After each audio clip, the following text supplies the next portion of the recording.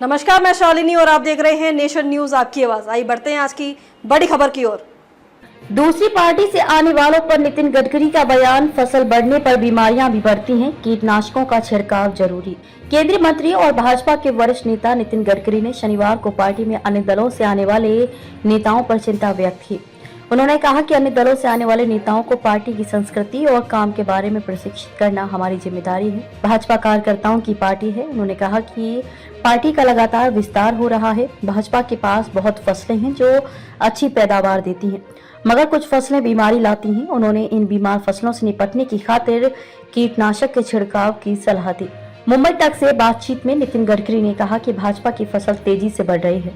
जब फसल बढ़ती है तो बीमारियां भी आती हैं। पार्टी में कुछ फसलें अच्छी पैदावार देती हैं, मगर कुछ अपने साथ बीमारियां लाती हैं। इन बीमार फसलों पर कीटनाशक का छिड़काव करना होगा। पार्टी की विचारधारा से अवगत कराना जरूरी।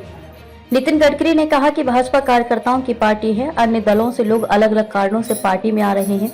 उन्हें पार्टी की विचारधारा और संस्कृति से अवगत कराना होगा। उन्होंने कहा कि 1000 कार्यकर्ता खड़े होते हैं, मगर कभी एक कार्यकर्ता कुछ ऐसा कह देता है जिससे सभी की मेहनत पर पानी फिर जाता है। वर्धा की एक रैली में गडकरी ने कांग्रेस पर हमला बोला। उन्होंने देश की सबसे पुरानी पार्टी पर ग्रामीण भारत की उपेक्षा का आरोप लगाया। गडकरी ने कहा कि अगर कांग्रेस ग्रामीण भारत के विकास को प्राथमिकता देती तो आज किसानों को खुदकुशी नहीं करनी पड़ती, गाँव में गरीबी कम होती। गडकरी ने कहा कि भाजपा न पीएम मोदी और न ही मेरी पार्टी है, ये कार्यकर्ताओं की पार्टी है। कार्यकर्ताओं ने पार्टी के लिए अपना पूरा जीवन समाप्त कर दिया। गडकरी ने कहा कि कांग्रेस ने हमेशा अपनी सरकार में संविधान संशोधन किया है, मगर अब आरोप भाजपा पर लगा रही है।